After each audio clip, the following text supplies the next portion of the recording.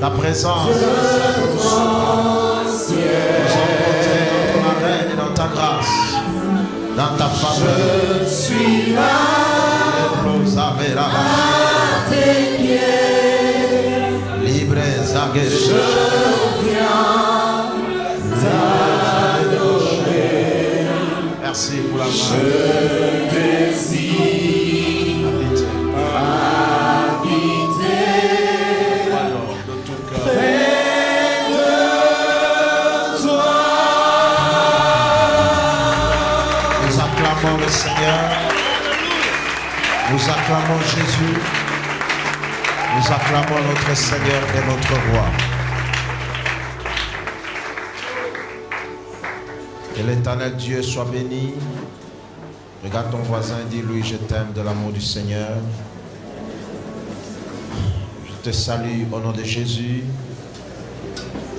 Que l'Éternel Dieu te bénisse abondamment. Sois le bienvenu, la bienvenue dans cette 6e édition de Réussir contre toute attente. Est-ce que tu peux acclamer le Seigneur pour cela? C'est une grâce, c'est une faveur, c'est une opportunité que Dieu nous accorde et nous sommes infiniment reconnaissants. Nous sommes reconnaissants envers Dieu et envers le Seigneur. Que l'Éternel Dieu te bénisse, toi qui es là. Je vois maman Francine, elle est là devant là, donc elle est décidée aujourd'hui. Elle me disait autrefois, j'aime réussir contre toute attente. Ça, c'est un programme que j'aime beaucoup. Je la salue au nom de Jésus. Je salue ma mère aussi que je vois là-bas. Que l'Éternel Dieu la bénisse abondamment. Que l'Éternel Dieu te bénisse et qu'il te comble de grâce et de faveur. Qu'il te bénisse pleinement et abondamment. Nous disons merci à Mouzé Blaise qui nous a conduit tout à l'heure dans la prière. Merci à la chorale et merci à tous ceux-là qui ont travaillé autour de ce programme. Je vois l'intercession, les protocoles, l'évangélisation, les sociales, tous les départements des CODIM, tous ceux-là qui ont travaillé autour de ce programme. Que l'Éternel Dieu vous bénisse. La sécurité, que le Seigneur Dieu se souvienne de vous, qu'il vous comble de grâce, de faveur et de bénédiction. Sans plus tarder, nous allons rentrer dans ce qui nous concerne. Nous sommes dans Matthieu, le chapitre 11.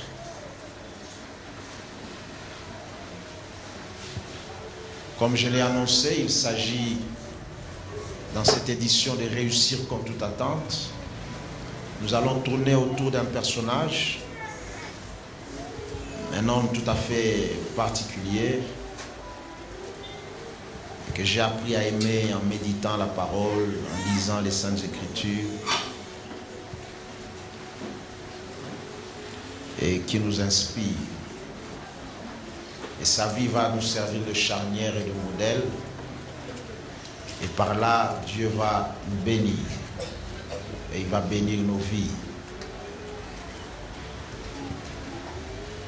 Matthieu chapitre 11, à partir du 7e. On peut aller jusqu'au 12e verset. Comme il s'en allait, Jésus se mit à dire à la foule au sujet de Jean. Qu'êtes-vous allé voir au désert? Un roseau agité par le vent? Mais qu'êtes-vous allé voir? Un homme vêtu d'habits précieux? Voici ceux qui portent des habits précieux sont dans les maisons des rois. Qu'êtes-vous allé voir? Un prophète? Oui, dis-je, et plus qu'un prophète. Car c'est celui dont il est écrit, voici j'envoie mon messager devant ta face, pour préparer ton chemin devant toi. Je vous le dis en vérité, parmi ceux qui sont nés des femmes, il n'y en a point paru de plus grand que Jean-Baptiste. Cependant, le plus petit dans le royaume des cieux est plus grand que lui. Depuis le temps de Jean-Baptiste jusqu'à présent, le royaume des cieux est forcé, et ce sont les violents qui s'en emparent. À ça, nous ajoutons Luc, le chapitre 1er. Dans Matthieu, le chapitre 11, il s'agit de Jésus qui parle de Jean-Baptiste. Et Jésus fait des éloges sur la personne de Jean-Baptiste. Il est en train de peindre un homme grand, un homme influent, un homme puissant. Jésus parle de Jean-Baptiste comme étant une référence. Et si on s'arrête à ce niveau,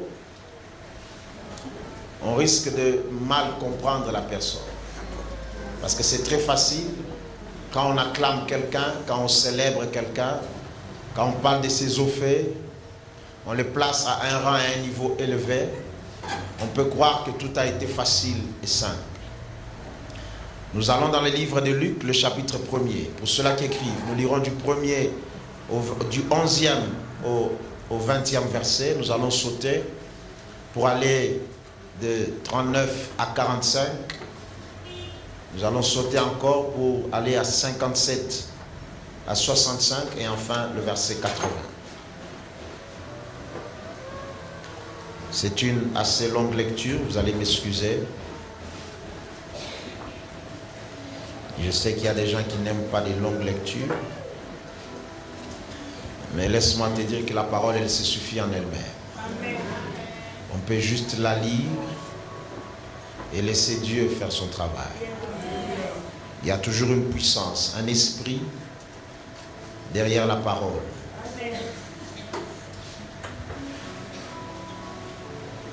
Luc chapitre 1er à partir du verset 11 jusqu'à 20, 39 à 45, 57 à 65 et ensuite et enfin verset 80. Alors l'ange du Seigneur apparut à Zacharie. Ici il s'agit de la naissance de Jean-Baptiste. Nous faisons marche en arrière pour voir comment est-ce que cet homme que Jésus a peint comme étant un homme grand, sa genèse, comment il est venu au monde, comment est-ce qu'il est né. Alors l'ange du Seigneur apparut à Zacharie et se tint debout à droite de l'autel des parfums. Zacharie fut troublé en le voyant et la frayeur s'empara de lui. Mais l'ange lui dit, ne crains point Zacharie, car ta prière a été exaucée. Ta femme Élisabeth enfantera un fils et tu lui donneras le nom de Jean. Ici, il s'agit de Zacharie qui était sacrificateur, il est au temple. Il a été tiré au sort et là il est surpris par une apparition angélique. Un homme qui est déjà d'un âge avancé, lui et sa femme.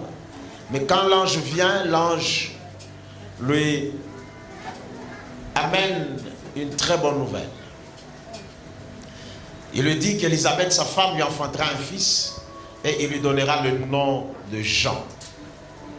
C'est vraiment une très très très bonne nouvelle pour ce couple déjà avancé en âge.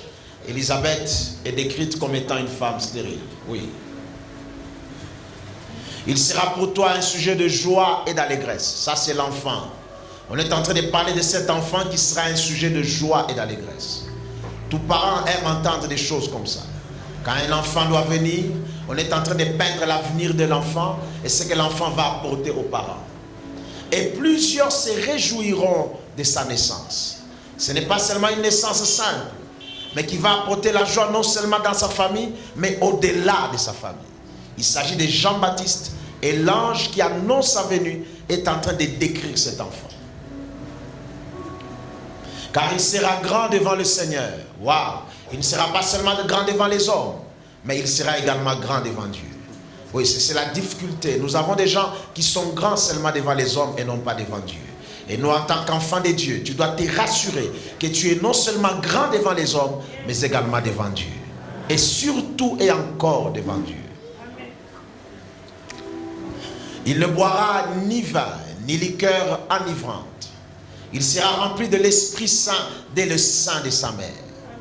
Un enfant qui sera totalement consacré au Seigneur. Déjà, l'ange inscrit Jean-Baptiste dans la différence. Quelqu'un dise différence. On l'inscrit dans la différence. C'est un enfant qui vient, mais il ne sera pas comme les autres enfants. Il ne va pas manger, il ne va pas boire ce que les autres boivent. C'est un enfant tout à fait différent.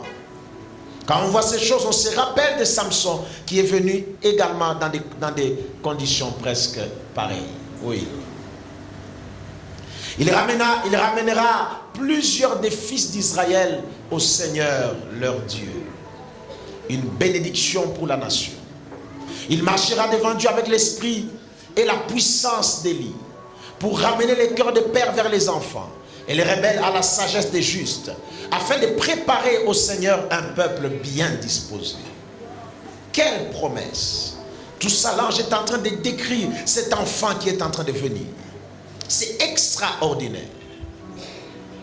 Zacharie dit à l'ange, à quoi reconnaîtrai-je cela? Car je suis vieux et ma femme est avancée en âge.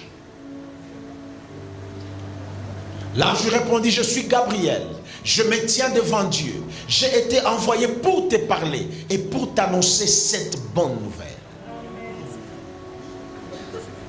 Et voici, tu seras muet. Tu ne pourras pas, tu ne pourras parler jusqu'au jour où ces choses arriveront, parce que tu n'as pas cru à mes paroles, qui s'accompliront en leur temps.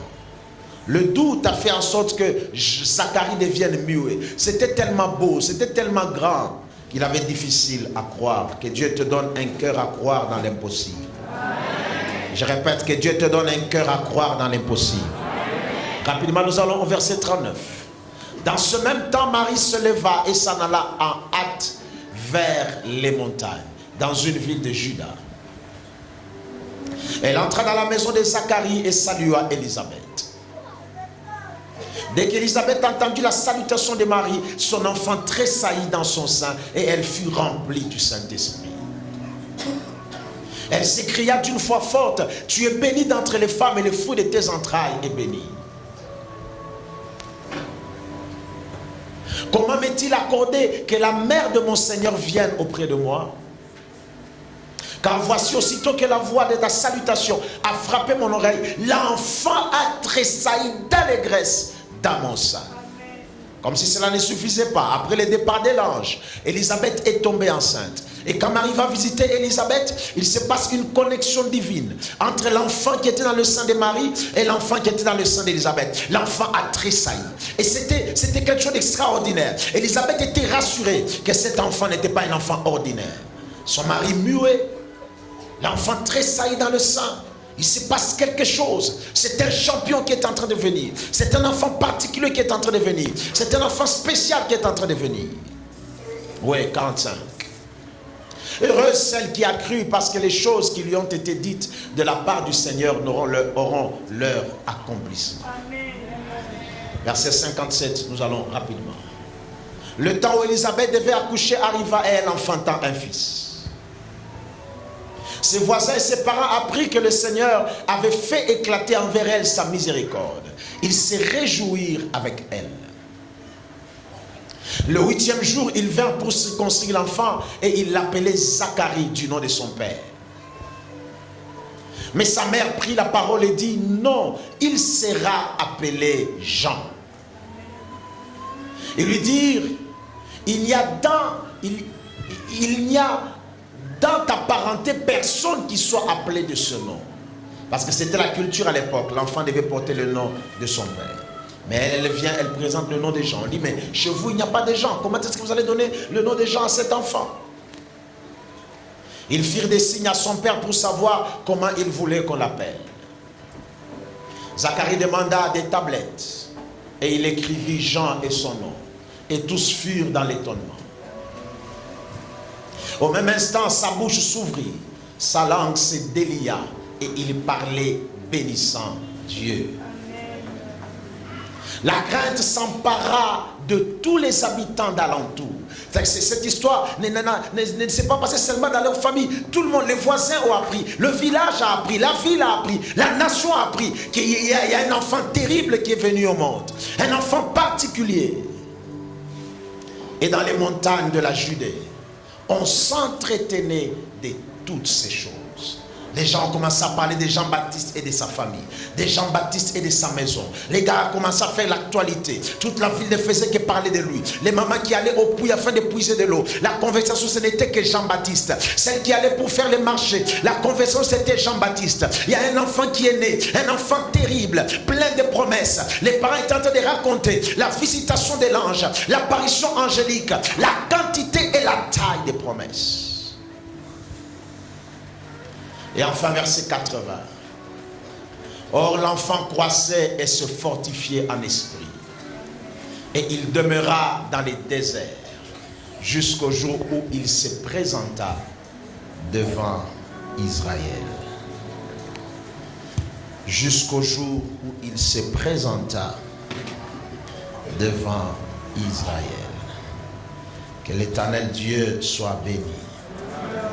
Voilà, quand vous lisez ce texte, vous voyez tout ce qui se passe autour de la vie de Jean-Baptiste. Vous vous dites qu'un tel homme, tout doit être facile dans sa vie. Quand vous voyez la quantité de promesses, le mouvement des anges, les signes que Dieu donne, les événements qui se succèdent autour de lui, vous vous dites aussitôt que ce monsieur Dieu est avec lui, tout doit être facile. Mais ce n'est pas le cas. Au-delà de toutes ces promesses, de tout ce que Dieu a fait, les choses n'étaient pas faciles pour Jean-Baptiste. Promesse de Dieu ne signifie pas facilité. Présence de Dieu ne signifie pas facilité. Alors, pourquoi j'ai choisi et nous avons choisi et l'Esprit de Dieu nous a guidés vers Jean-Baptiste dans ce programme? C'est un personnage tout à fait particulier. Et nous partirons de sa vie.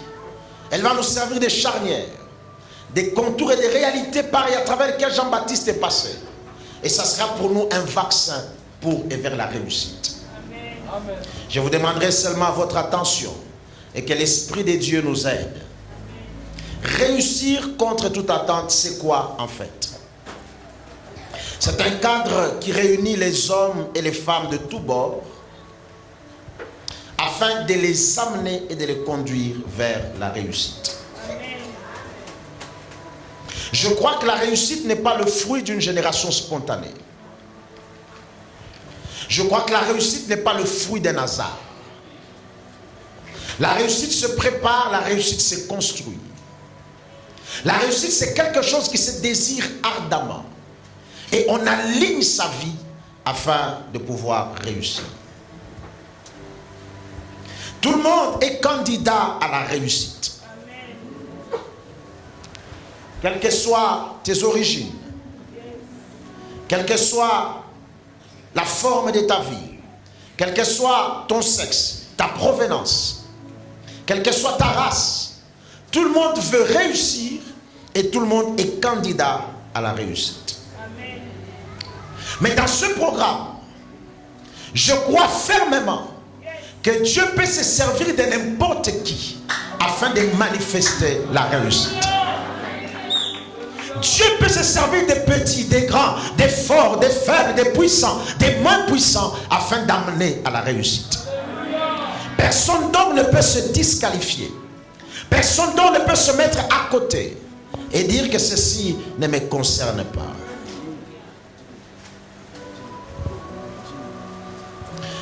Nous croyons dans ce programme Réussir contre toute attente que tous ceux-là qui réussissent ne sont en rien différents de toi. Si l'un ou l'autre a réussi, cela est possible également pour toi.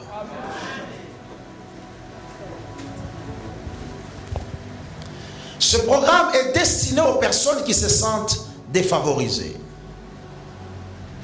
Ce programme est destiné aux personnes qui se sentent vivre dans l'injustice de la vie.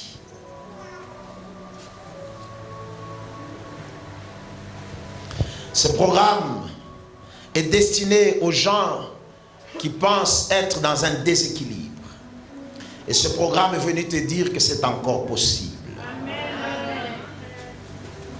C'est donc un cadre qui réunit les personnes découragées. Les personnes qui sont au bord du suicide. Ils se disent, ma vie ne vaut plus quoi que ce soit. Des personnes qui sont sur le point d'abandonner, de baisser les bras. C'est un programme qui est destiné aux personnes qui sont sans soutien, sans assistance et sans repère. Et ce programme vient et se présente comme un vaccin. Un vaccin que le Saint-Esprit va inoculer à ta vie. Un vaccin que le Saint-Esprit va t'administrer afin de renoncer totalement et complètement avec toute vie d'échec et de défaite. et de t'aligner dans une réussite totale et complète. Dans ce programme, nous comprenons que Dieu n'est pas seulement le Dieu des uns, mais il est également le Dieu des autres. Dieu n'est pas seulement le Dieu de ceux-là, il est également ton Dieu.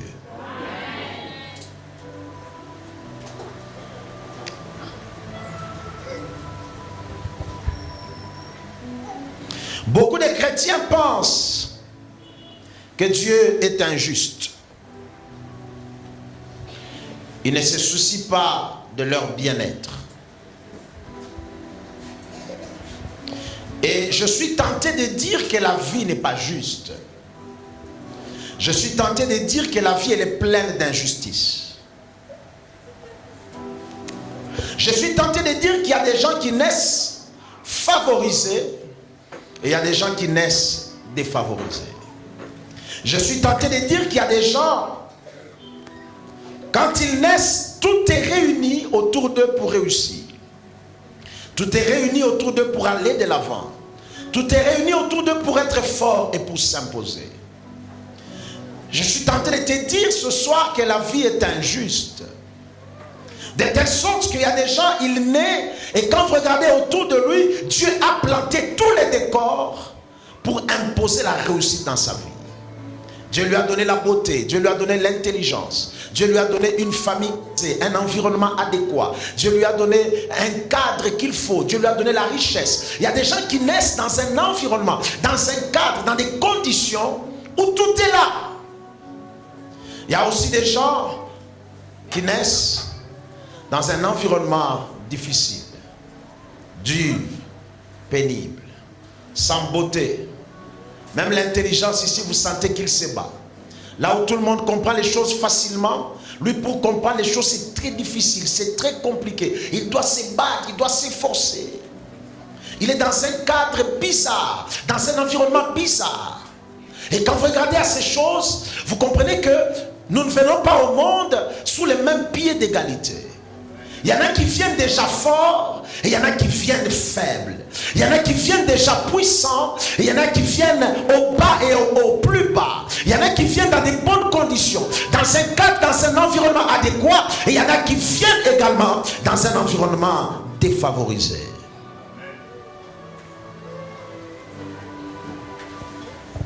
Tu trouveras des gens, tu sens que Dieu lui a tout donné. Et tu trouveras des gens, tu sens que le ciel ne lui a rien donné. Mais quel que soit le bord dans lequel tu te trouves, ce programme est venu te dire que Dieu ne t'a pas défavorisé. Quelle que soit la situation dans laquelle tu te trouves, ce programme est venu pour te dire que tu as la part au gâteau. Tu as ta part au gâteau et tu peux relever la tête, tu peux faire de grandes choses, tu peux accomplir de grandes choses. Quand nous regardons à la vie de Jean-Baptiste, nous avons lu le texte tout à l'heure. C'est tellement beau, c'est tellement agréable. Et nous pensons que tout sera facile dans sa vie. Quand nous regardons la taille des promesses, à la grandeur des promesses, toutes les promesses qui ont entouré sa vie et tous les événements qui ont entouré sa naissance, on s'est dit que tout sera facile pour Jean-Baptiste. Mais malheureusement, ce n'était pas le cas. Dans Luc le chapitre 1er, le verset 80, après la succession de ces événements, ses parents étaient là, la société était là, tout était là. Après toutes ces choses, au verset 80, la Bible dit, après avoir peint la naissance de Jean-Baptiste, comment est-ce que l'ange est venu, comment est-ce que cet enfant a été oint dans le sein de sa mère, comment est-ce qu'il y avait une grâce, une bénédiction particulière sur cet enfant. Elle m'a dit, oh, c'est comme une opposition. C'est comme une contradiction. En opposition à ce qui avait été dit précédemment. Or, l'enfant croissait et se fortifiait en esprit. Il demeura dans les déserts jusqu'au jour où il se présenta devant Israël. C'est qu'après toutes ces choses, après toutes ces promesses, il est parti dans les déserts, poussé par l'esprit, encore enfant, jeune et petit. Dieu l'a séparé de sa famille. Dieu l'a détaché de ses parents. Jean-Baptiste est allé dans l'isolement. Avec ça, la quantité des promesses, avec la taille des promesses, Dieu le sort de l'environnement là où il était. Et Jean-Baptiste va dans un isolement total. Et quand vous analysez la vie de Jean-Baptiste, vous allez voir qu'après sa naissance, il y a eu comme des montagnes, comme des obstacles devant lui, l'empêchant d'avancer, l'empêchant de percer et l'empêchant de manifester la taille des promesses qu'il y avait sur sa vie. Après toutes ces choses, Dieu prend Jean-Baptiste, il le délocalise, il l'amène au désert. Toutes ces promesses, la somme des promesses que Dieu a faites sur Jean-Baptiste doivent s'accomplir, mais dans les déserts.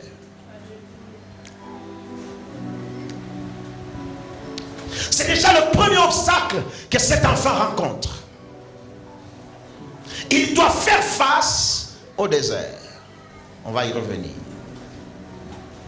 Comme si cela ne suffisait pas, Jean-Baptiste vient au monde dans une période particulière. Nous sommes dans une saison où Dieu a fait 400 ans sans amener un prophète sur Israël. Le dernier prophète qui est venu avant Jean-Baptiste, c'est Malachie. Malachie est parti et Dieu est resté pendant 400 ans sans prophète. La nation est restée sans prophète.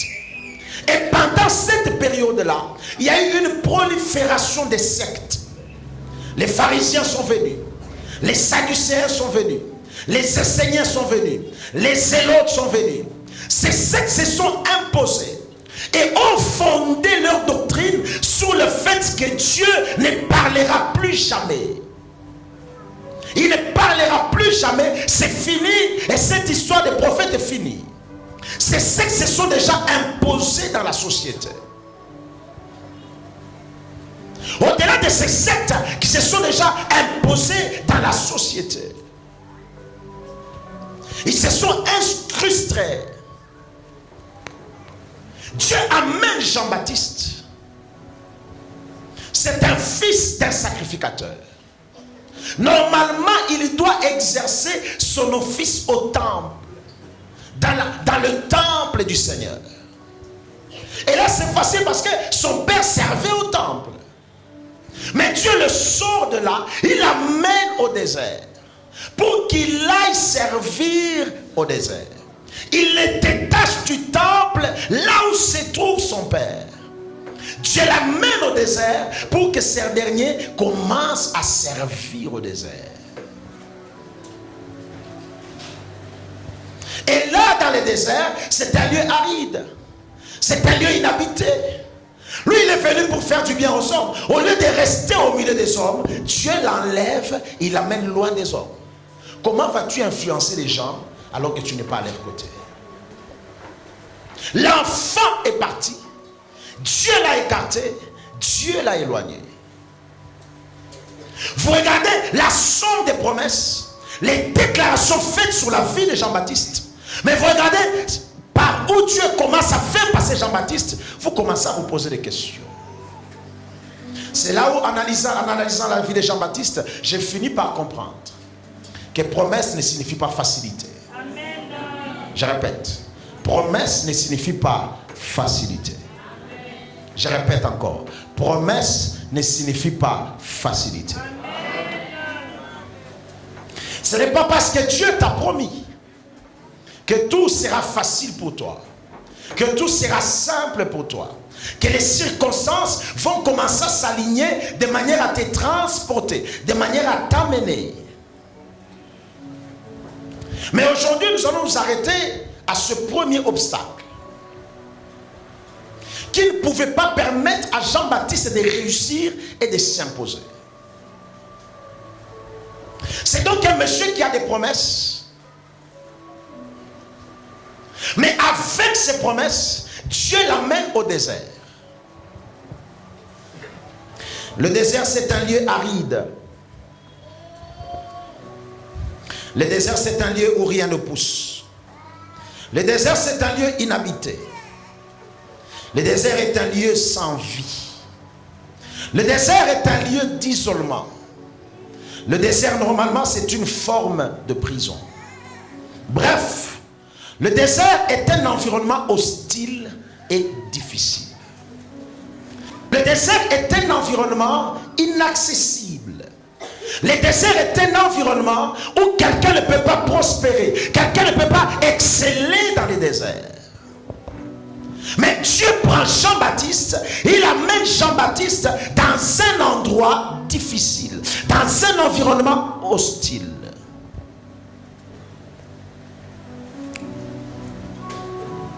Un environnement hostile, c'est quoi? C'est un endroit qui ne vous offre pas des opportunités de réussir. Un environnement hostile, c'est un environnement qui ne vous donne pas des avantages.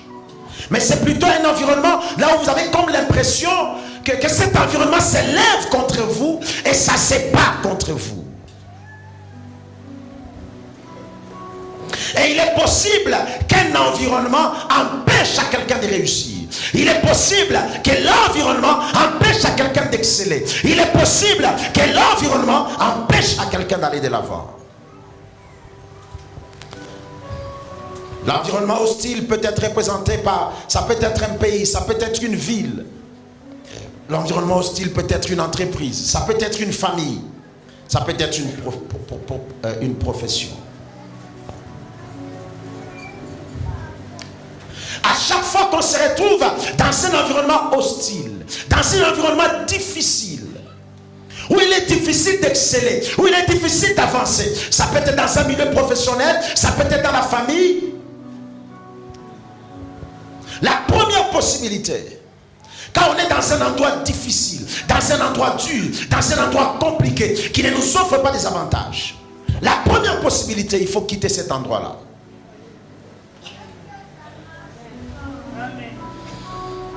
Dieu va chercher Abraham. Dieu lui-même estime qu'Abraham était dans un environnement difficile, dans un environnement hostile. Et Dieu lui dit, il conditionne la bénédiction d'Abraham par le fait de quitter, par le fait de se déplacer, de quitter cet endroit difficile. Il dit, va-t'en de ton pays, de ta patrie, de la maison de ton père, va vers le pays que je te montrerai. Ce n'est que là que je te bénirai. Je rendrai ton nom grand et tu seras une source de bénédiction pour plusieurs. Dieu conditionne la bénédiction d'Abraham au fait de quitter un environnement et d'aller dans un autre. Pourquoi? L'environnement d'Abraham ne facilitait pas, ne favorisait pas la bénédiction de Dieu. Même si Dieu est capable de tout, mais Dieu fait voir à Abraham que là, je ne saurais pas être utile pour toi dans cet environnement-là. Ce milieu-là n'est pas bon, il n'est pas propice pour toi. Alors, il y a des milieux qu'il faut nécessairement quitter pour vivre le changement. Il y a des milieux là où il ne faut pas rester si on veut vivre le changement. Deuxième possibilité.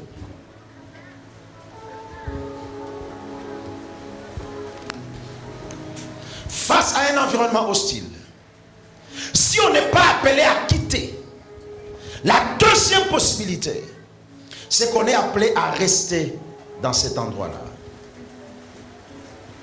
Mais comment rester dans un environnement hostile et difficile? Pour une seule raison, c'est que Dieu t'amène ou t'appelle à changer les choses là-bas. Je pensais que quelqu'un allait dire amen. Je pensais que quelqu'un allait dire amen. La deuxième possibilité, c'est de rester, de demeurer dans un environnement difficile.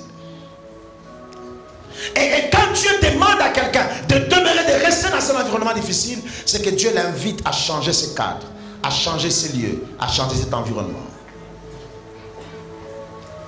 Alors là-bas, l'erreur serait de quitter un endroit parce qu'il vous est hostile, parce que tout est difficile, parce que tout est fermé, parce que tout est compliqué.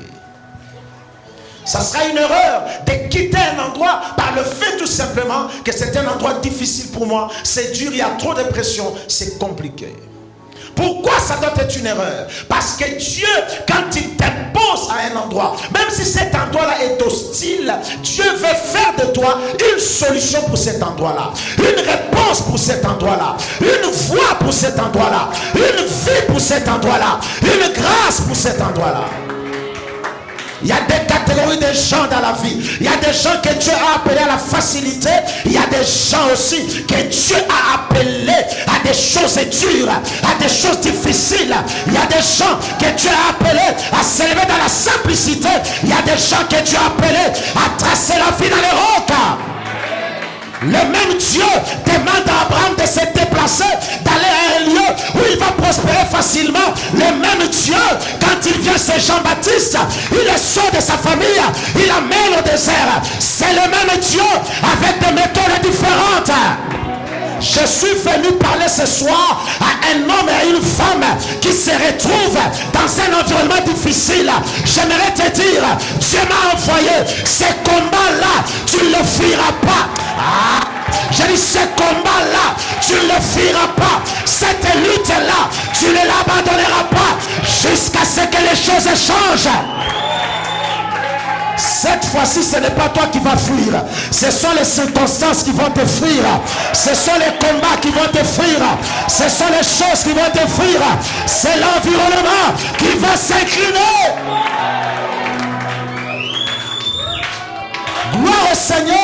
Gloire au Seigneur pour Abraham, parce que Dieu lui a demandé de quitter. Gloire au Seigneur pour Jean-Baptiste, parce que Dieu l'a demandé d'aller au front. Ce soir, je suis là afin de recruter les combattants. Il y a des choses qu'on ne change pas. Tu ne changeras pas ton pays. Tu ne changeras pas ta famille. Dans cette famille-là, avec ces sorciers-là, nous allons nous battre. Je répète. Dans cette famille-là, avec ces sorciers-là, avec ces combats-là, nous allons nous battre. Je dis à quelqu'un, nous allons nous battre jusqu'à ce que les choses vont changer. Le temps de fuir est déjà passé. Le temps de reculer est déjà passé. Le temps de trembler est déjà passé. La saison est venue pour aller au feu. La saison est venue. La saison est venue pour aller au feu. Rien ne peut alors t'empêcher de réussir. Ce ne sont pas tes origines. Moins encore le cadre ou l'environnement dans lequel tu évolues. Rien ne peut t'empêcher de réussir. Le cadre ne peut t'empêcher de réussir. L'environnement ne peut t'empêcher de réussir. Ce n'est pas ce qui t'arrive qui détermine ce que tu es, mais c'est ce que tu fais de ce qui t'arrive qui va déterminer ce que tu es. Tu ne comprends pas, je répète, ce n'est pas ce qui t'arrive qui détermine ce que tu es, mais ce que tu fais de ce qui t'arrive qui détermine ce que tu es. C'est comme ça que je t'annonce une bonne nouvelle. Tu peux réussir là où tout le monde a échoué. Tu peux réussir là où tout le monde a fui. Tu peux réussir là où tout le monde s'est fracassé les doigts. Tu peux réussir là où tout le monde dit c'est impossible, c'est difficile, ça n'arrivera pas. Mais toi, tu es de la race de Jean-Baptiste. J'ai dit tu es de la race de Jean-Baptiste. J'ai dit tu es de la race de Jean-Baptiste. Là où les Abraham ont fui, toi tu avances, toi tu avances, toi tu avances, tu ne recules pas.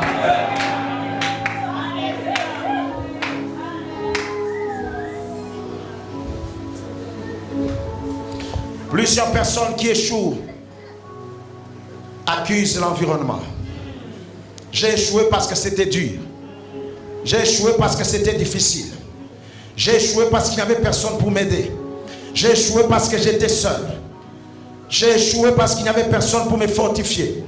J'ai échoué parce qu'il n'y avait personne pour m'encourager. J'ai échoué parce que c'était compliqué. J'ai échoué parce que c'est dur.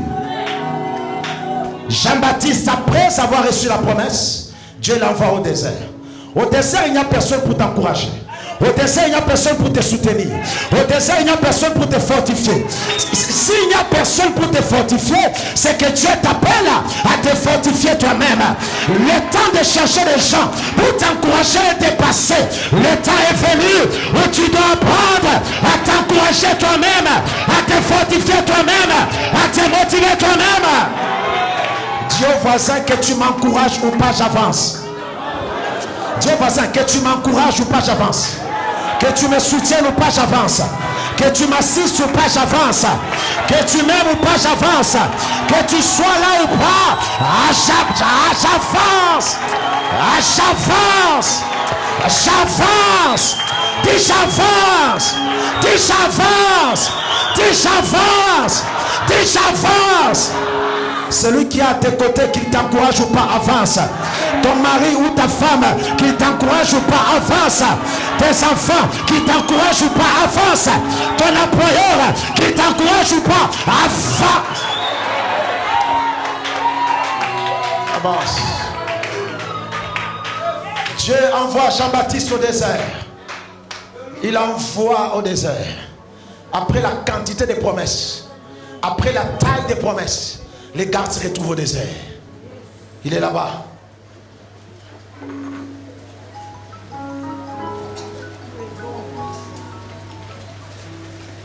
L'environnement ne sera jamais un problème. L'environnement ne sera jamais une difficulté. Jésus l'a démontré aux apôtres. Il trouve Pierre et ses compagnons en train de faire la pêche. Quand il les retrouve, Pierre est déjà découragé en train de laver le filet. Pierre dit à Jésus, nous avons travaillé toute la nuit sans rien prendre. Nous avons essayé toutes les techniques et toutes les méthodes de la pêche sans rien prendre. On a tout fait sans rien prendre. Aujourd'hui, il n'y a pas de poisson. Jésus regarde Pierre et dit, jette le filet. Pierre prend son filet, il le jette. Au même endroit, là où Pierre a échoué, là où il n'y avait pas de poisson, là où c'était vide, il n'y avait rien. Quand Pierre jette le filet, au même endroit, Pierre retire le poisson. L'endroit n'a pas changé. Le filet n'a pas changé. Pierre n'a pas changé. Mais il y a une chose qui a changé. C'est qu'autrefois, quand il jetait le filet, Jésus n'était pas là. C'est que Pierre était là, l'environnement a résisté. Ça a résisté à Pierre, mais ça n'a pas résisté à Jésus. Et Jésus va démontrer à Pierre que le problème ce n'est pas l'eau, le problème ce n'est pas le filet, le problème c'est toi. Ce n'est pas l'eau qui pose problème, ce n'est pas le filet qui pose problème, le problème c'est toi. L'environnement ne sera jamais un problème. L'environnement ne t'empêchera pas de réussir. L'environnement ne t'empêchera pas d'exceller. Mais le problème, ça sera toujours toi. Le désert n'a pas empêché à Jean-Baptiste de t'imposer. Il n'y a rien qui t'empêchera de t'imposer. Comment tu peux expliquer ça? Quand les Chinois viennent ici, ils ont beaucoup d'argent. Mais toi-même tu n'as rien. Tu vas dire le problème c'est quoi? C'est les Chinois? C'est le Congo? C'est la terre du Congo? C'est l'environnement? C'est les cadres, c'est le pays? Le problème c'est toi. L'environnement ne sera jamais un problème. Pourquoi quand les Chinois viennent ici, ils prospèrent? Pourquoi quand l'Italien vient ici, ils prospèrent? C'est que l'environnement n'est pas le problème. Le problème, ce sont les individus. Ce programme est venu pour te délivrer. Ce programme est venu pour te libérer. Ce programme est venu pour t'affranchir. Quel que soit l'environnement, tu régneras. La première bénédiction que Dieu t'a donnée, c'est ta nation, c'est ton pays. Je lève ma main et je déclare, dans ce pays, tu dois t'imposer. Tu ne me comprends pas, tu ne me comprends pas. Je lève ma main et je déclare, dans ce pays, tu dois t'imposer. Dans ce pays, tu dois régner. Dans ce pays, tu dois t'imposer. Dans ce pays, tu dois faire des exploits. Je décrète et déclare que ce pays te soit soumis au nom de Jésus. Que les richesses de ce pays te soient soumises au nom de Jésus. Que l'or, le diamant, le coltan de ce pays te soient soumis au nom de Jésus-Christ. Que toutes les provinces de ce pays et de cette nation te soient soumises. Acclame très fort le Seigneur.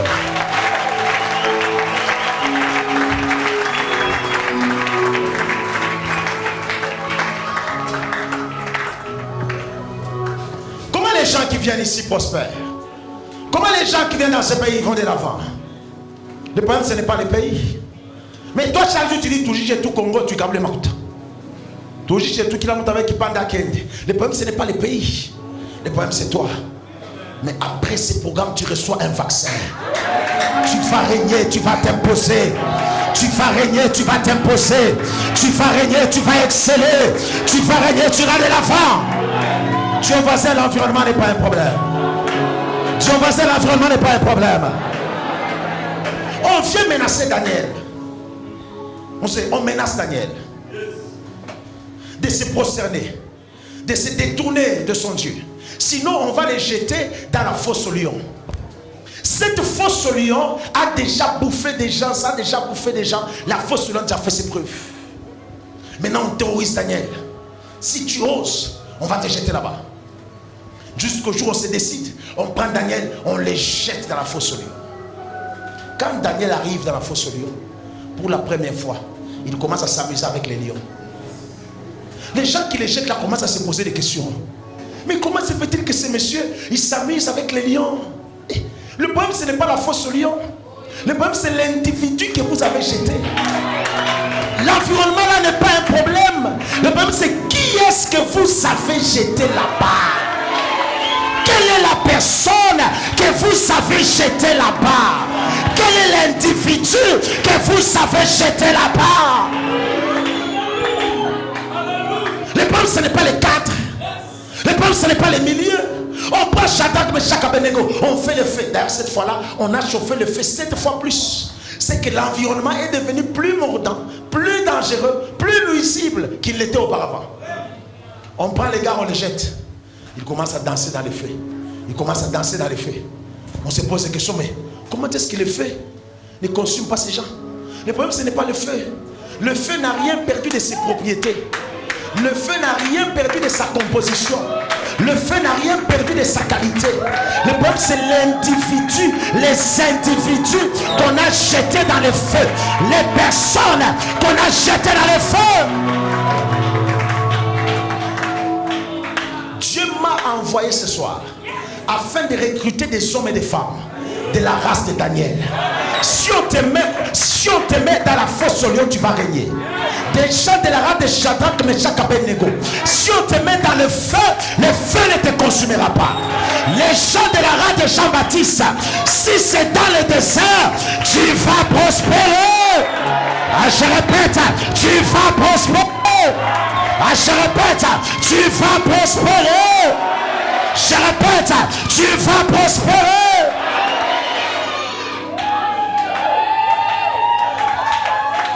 C'est pourquoi Dieu m'a dit ce soir, ne va pas changer le cadre de l'environnement. Va impacter les hommes, va impacter les vies, va toucher les vies, va impacter les vies, va impacter les individus, jusqu'à ce que tu sois un homme nouveau, jusqu'à ce que tu sois une personne nouvelle, jusqu'à ce que tout change en toi.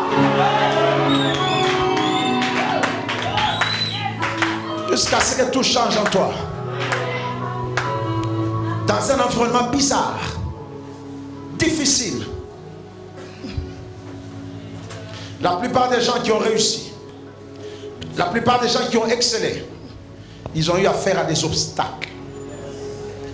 Ils ont été confrontés à des difficultés, à des obstacles, à des défis, et ils les ont surmontés. Amen. La promesse de Dieu ne signifie pas absence de défis. J'ai commencé par vous montrer la grandeur des promesses qu'il y avait sur Jean-Baptiste. Cela ne signifie pas que Jean-Baptiste n'aura pas affaire à des défis. Le problème avec toi, c'est que tu penses parce que Dieu t'a promis, c'est la facilité, il n'y aura pas de défis, tu ne te battras pas, tu ne te lèveras pas. Non, ce n'est pas ça. Il y a la part de Dieu, il y a la part de l'homme. Il y a la part de Dieu, il y a la part de l'homme. Il y a la part de Dieu, il y a la part de l'homme. Il y a la part de Dieu, il y a la part de l'homme. Dieu n'est pas venu sauver des robots. Dieu n'est pas venu sauver des automates. Mais Dieu est venu sauver des gens qui ont un libre arbitre. Dieu t'a donné le choix soit de réussir, soit d'échouer. Il t'a donné le choix, c'est à toi de faire ce choix. Et ce soir, nous sommes là afin de choisir la réussite, afin de choisir le succès, afin de choisir l'avancement.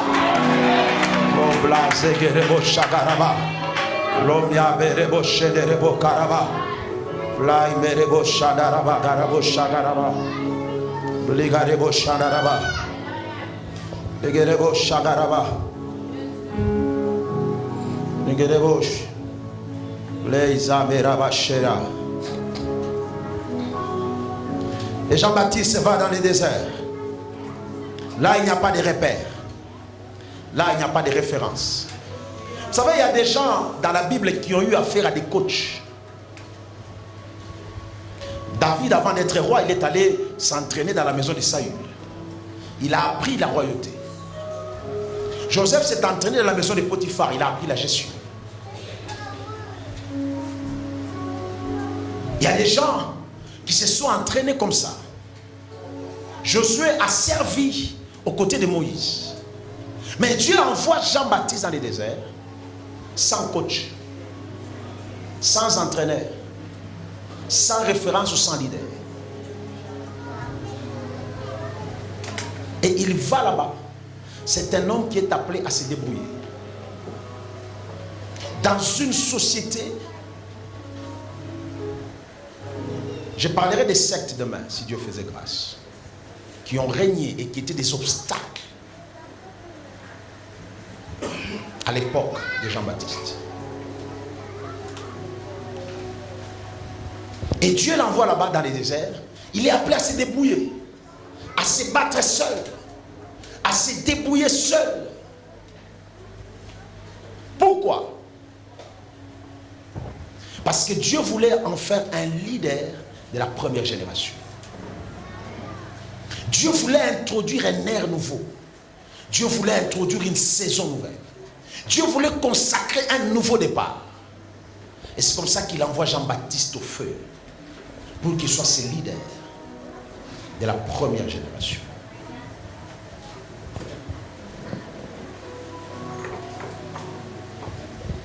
Qu'est-ce que cela signifie? C'est une personne qui n'hérite pas de la réussite. Parce qu'il y a une réussite qu'on peut hériter. Il y a quelqu'un qui vous a dévancé et qui vous confère un héritage. Ce n'est pas le cas de Jean-Baptiste. Jean-Baptiste n'est pas un héritier. Jean-Baptiste, c'est quelqu'un qui doit tracer son chemin, qui doit faire sa voie, qui doit tracer sa route. Et Dieu l'envoie comme ça au feu, pour que lui-même y aille. Et c'est ce que Dieu attend de nous. Il nous envoie au feu. Matthieu chapitre 10, verset 16, je termine par là. Dans 2 minutes, on va terminer.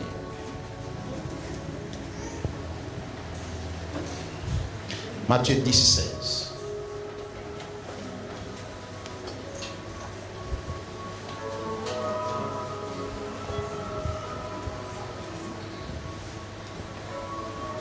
Voici, je vous envoie comme des brebis au milieu des loups. Regardez l'illustration que Christ utilise quand il envoie ses apôtres. Il dit, je vous envoie comme des brebis au milieu des loups. Est-ce qu'on peut envoyer des brebis au milieu des loups? Est-ce qu'il y a-t-il match entre les brebis et les loups?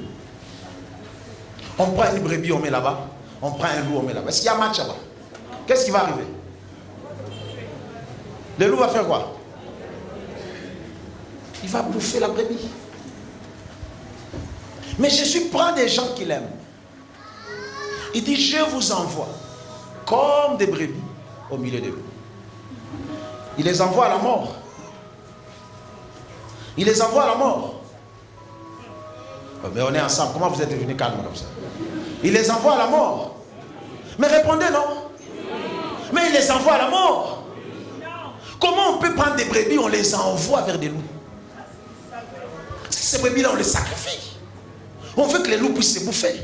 Quelle est cette brebis qui va se battre contre le loup? C'est impossible, il n'y a pas match. Non, Jésus ne les envoie pas à la mort.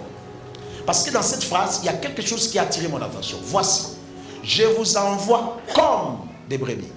Vous n'êtes pas des brebis, mais vous êtes comme des brebis. Vous n'êtes pas exactement des brebis, vous êtes semblables aux brebis. C'est que vous avez une apparence, pour qu'on parle des brebis, vous avez une apparence de la faiblesse, mais vous n'êtes pas faible.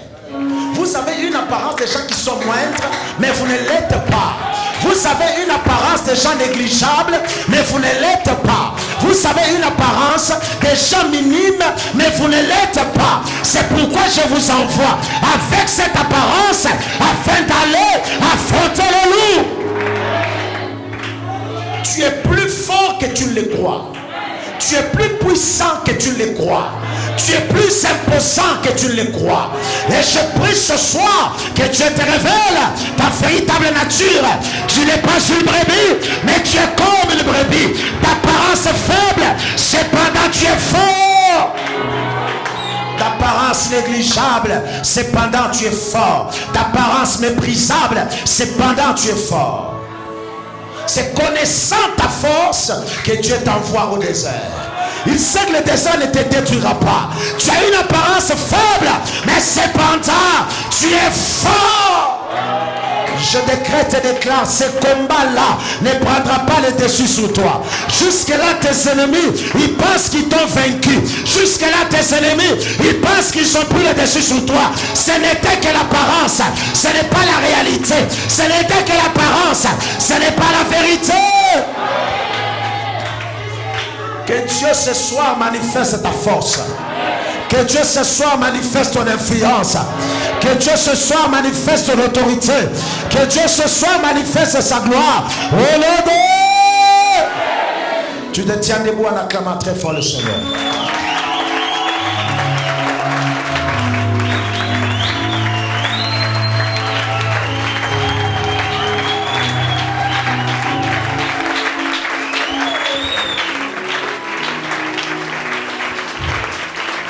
Tu vas prier avec moi. Quel que soit l'environnement qui t'a défié, quels que soient les cadres dans lesquels tu te retrouves, tu vas prier avec moi. Tu vas dire à partir de ce soir, tu vas régner dans cet environnement-là. Ça peut être au travail, ça peut être dans les affaires, ça peut être dans ta famille, ça peut être dans ta belle famille, ça peut être dans le pays, ça peut être dans cette ville, dans cette province. Tu sens que la ville est en train de te défier, tu sens que les choses te résistent, tu sens que c'est les mariages qui te résistent. Quel que soit l'environnement autour de toi, tu vas prendre les dessus sur ton environnement. Parce que l'environnement ne sera jamais un problème. Aucun environnement ne va t'arrêter. Aucun cadre ne va t'arrêter. Si Jean-Baptiste a prospéré en plein désert, c'est que tu prospéreras et tu iras de l'avant. Élève la voix, commence à prier. Élève la voix, commence à prier. Élève la voix, commence à prier. Élève la voix, commence à prier. Élève la voix, commence à prier. Élève la voix, commence à prier.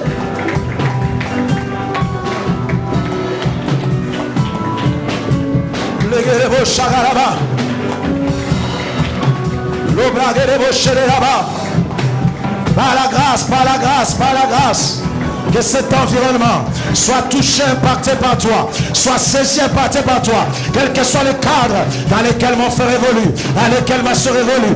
Est-ce que ta main se lève, que ta droite se lève, et que ce cadre soit touché par toi, soit visité par toi, soit fêté par toi, dans le nom de Jésus. Quel que soit le cadre et l'environnement dans lequel évolue mon frère, évolue ma soeur, et cet environnement soit visité par ta main, par ta puissance, par ton pouvoir, par ton autorité, par ta gloire et dans ta grandeur.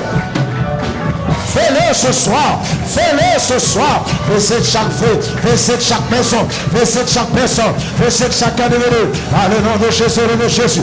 Le blagare vos chats, le chagalama, le blagare vos chérilama, le blagare vos chérilama, l'aïmere vos chats, l'aïmere vos chats, l'aïmere vos chats.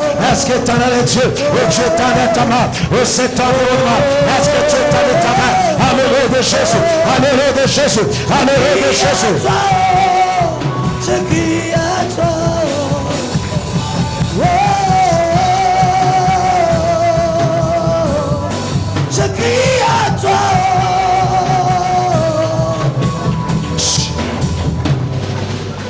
Tu es peut-être comme Jean-Baptiste. Il y a beaucoup de promesses dans ta vie. Il y a beaucoup de déclarations dans ta vie. Mais tu te retrouves comme si Tu es dans un milieu, c'est comme si tout ce que Dieu avait dit sur ta vie était faux. Ce n'est pas faux. Ce n'est pas faux. Ce n'est pas faux. Ce n'est pas faux. Tu vas faire cette déclaration, tu dis Seigneur, je crois à tes promesses. Je crois à tout ce que tu as dit sur ma vie. Je crois à tout ce que tu as déclaré sur ma vie. Nonobstant ce que je vois aujourd'hui. Parce que le diable a commencé à te faire douter. Pour te dire non, ce que tu avais dit c'était faux. Comment s'il avait parlé, tu te retrouves aujourd'hui dans les déserts. Pourquoi tout ce que tu avais dit sur toi, tu es jeté dans le désert. Tout cela c'était faux. C'était faux, ça ne s'accomplira pas. Ne suis pas la foi du diable. Tu vas dire je crois aux promesses.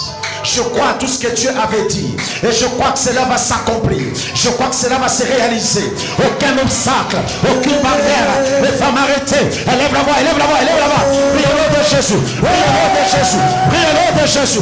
Prie au nom de Jésus.